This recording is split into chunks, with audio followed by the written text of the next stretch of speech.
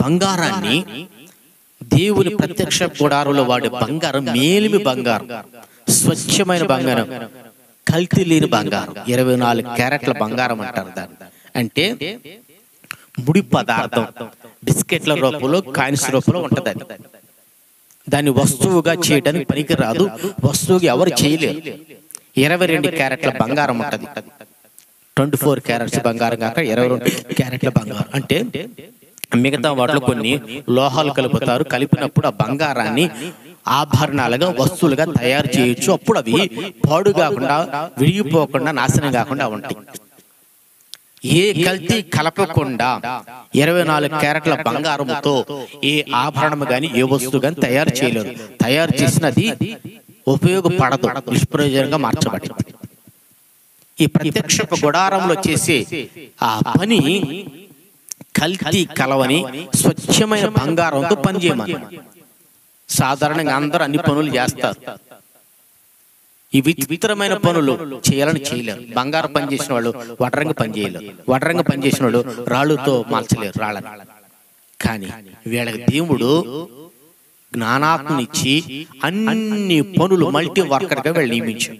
అన్ని పనులు చేయాలి వీళ్ళే, ఒక్కొక్క పనికి ఒక్కొక్కళ్ళు కాదు.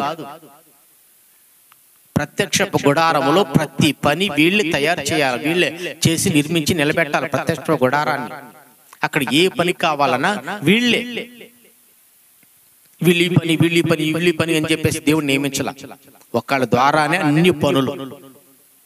బంగారు పని చేసిన వాళ్ళు వడ్రంగి పని చేయలేరు, వడ్రంగి పని చేసిన వాళ్ళు రాళ్ళు మలచలేరు.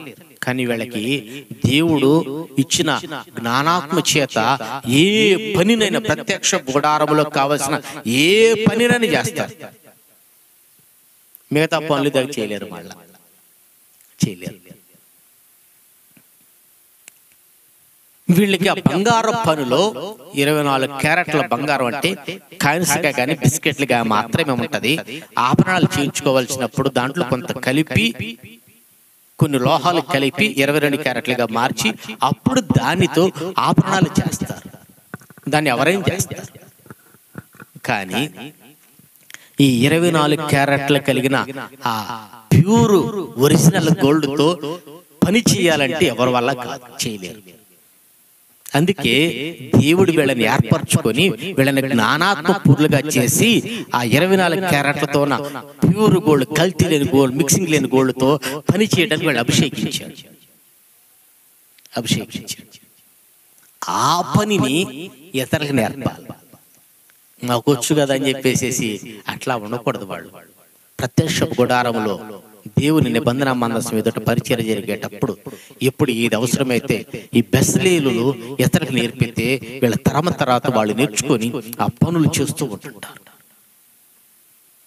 నేర్పాలి అంటే అన్ని పనులు ఒక వ్యక్తి చేయగలిగినట్లుగా దేవుడు వీళ్ళకి జ్ఞానం ఇచ్చిన ఆ జ్ఞానాన్ని ఇతరులకు నేర్పే బుద్ధిని దేవుడు పుట్టించాడు. ఈరోజు మీ ఆత్మీయ జీవితాలలో మీ పిల్లలకు మీరు ఏమి నేర్పుతున్నారు? నువ్వు నేర్చుకుంటే మీ పిల్లలకు నేర్పుతున్నారు. ఈ వేసవికాల సమయంలో ఎక్కడన్నా చూడండి, పిల్లలు పొద్దున నిద్రలేసేసి కీబోర్డులు పట్టుకుని, తబలాలు పట్టుకుని, ప్యాడ్లు పట్టుకుని పరిగెత్తుతూ ఉన్నారు. కానీ మందిరానికి వచ్చి పరిచయం చేయగలుగుతున్నారా? మందిరానికి వచ్చి ప్రార్థన చేయగలుగుతున్నారా? దేవుని సన్నిధికి వచ్చి వాక్యాన్ని ధ్యానించగలుగుతున్నారా? లేదు. VBS మాత్రం 2-3 రోజులు. కానీ ఈ ఇన్స్ట్రుమెంట్ ట్రైనింగ్ మాత్రం సెలవులు అయిపోయేంత వరకు నేర్పిస్తారు, డబ్బులు కట్టి. మరి అంటే పిల్లలకి నువ్వేమి నేర్పిస్తున్నావంటే నీ మనసులో ఏముందో దాన్ని నీ పిల్లలకు నేర్పిస్తున్నావు. నీ మనసులో భక్తి నేర్చుకొని, నీ హృదయంలో నువ్వు భక్తిని స్థిరపరచుకొని, నేను భక్తి నేర్చుకున్నాను, నా పిల్లలకి అది నేర్పించాలనుకున్నప్పుడు ఆ పిల్లలకి భక్తి నేర్పుతావు. అవి అవసరమని కాదు, అవసరం ఎంత అవసరమో అయ్యే. అవి నేర్చుకోకపోయినా ప్రార్థన, భక్తి, వాక్య ధ్యానం అనేది ప్రతి ఒక్కరికి అవసరం.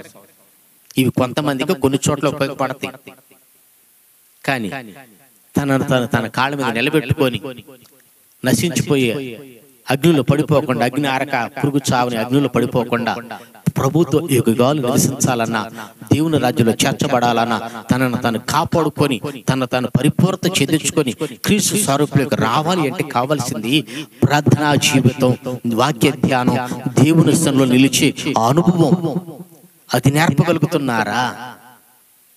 అది నేర్పగలుగుతున్నారా? సమయంలోకి వాళ్ళ అమ్మ నేర్పింది, నాయనా నీవెక్కడే కాదు, దేవుని స్థలంలో నువ్వు పెరగాల, దేవుని స్థలంలో నువ్వు బ్రతకాల, దేవుని స్థలంలో నువ్వు జీవించాలి. నీ ఇల్లు ఇది కాదు, దేవుని మందిరం అని చెప్పేసి. నువ్విక్కడ వారసుడు కాదు, ఇక్కడ కాదు. పౌలు గారు అంటారు, మన పౌరసత్వం పరలోకమందున్నది. అంటే అక్కడ తగ్గట్టుగా మనం నివసించాలంటే ఇక్కడ నువ్వు దేవునికి అప్పగించుకుని నేర్చుకోవాలి. ఆ పరలోకులు ఎట్లా ప్రవర్తించాలంటే ఇక్కడ నేర్చుకోవాలి. సేవకు నేర్చుకుంటే సంఘానికి నేర్పిస్తాడు, సంఘం నేర్చుకుంటే సమాజానికి నేర్పించింది. నేర్చుకోలేని వాళ్ళు ఏమి నేర్పలేరు. నేర్చుకున్నట్టు నటించి నేర్పకూడ నేర్పించి జీవితాలను పాడు చేసుకోవద్దు. దేవుని ప్రజలారా, స్వచ్ఛమైన బంగారంతో పనిచేసే ఆ నైపుణ్యం నువ్వు పొందుకుంటే ఆ నైపుణ్యాన్ని ఇతరులను పంచగలుగుతావు. క్రీస్తు మన కొరకు రక్తాన్ని కార్చి ప్రాణాలు పెట్టి క్రీస్తు శరీరంలో కొదువైన వాటిని నా వంతు నేను పరిపూర్ణ చేయుచున్నాను పౌలు గారు అంటున్నాడండి. ఈ పరిచర్యలు, ఈ సేవలో ఆయన చేసిన వాటిలో కొదువైన వాటిని నా వంతు నేను సంపూర్ణ చేయుచు ఉన్నాను. అంటే ప్రయాసపడుతూ ఉన్నాను, కష్టపడుతున్నాను. క్రీస్తు శరీరం సంఘం క్రీస్తు శరీరమైన సంఘం క్షేమాభివృద్ధి చెందినట్లుగా నా వంతు నేను ప్రయాసపడుతూ ఉన్నాను. పౌలు గారు నేర్చుకున్నారు, అనేకులు నేర్పించాడు, అనేకుల సంఘాలు కట్టారు. ఈ రోజున సార్వత్రిక సంఘంగా పిలువబడుతూ ఉన్నదంటే దానికి కారణం అది. ఈ బెత్లెహేములోని దేవుడు జ్ఞానాత్మపూర్లుగా చేసి ఎదుగు నిలబెట్టాడు అంటే ఇతరులకు వాళ్ళు నేర్పడానికి ఈర్ష్యపడాల, ఇతరులకు వాళ్ళు నేర్పడానికి సిగ్గుపడాల, ఇతరులకు వాళ్ళు నేర్పడానికి వాళ్ళు గర్వపడాల. ఉచితంగా పొందితిరి, ఉచితంగా ఇవ్వండి. ఇదిగో నేను ఉచితంగా మీకు ఇస్తున్నాను, మీరు ఉచితంగా నేర్పించండి అని చెప్పేసి ఉచితంగా ఇవ్వమని ప్రభు చెప్పారు. ఉచితంగా పొందితిరి, ఉచితంగా ఇవ్వండి.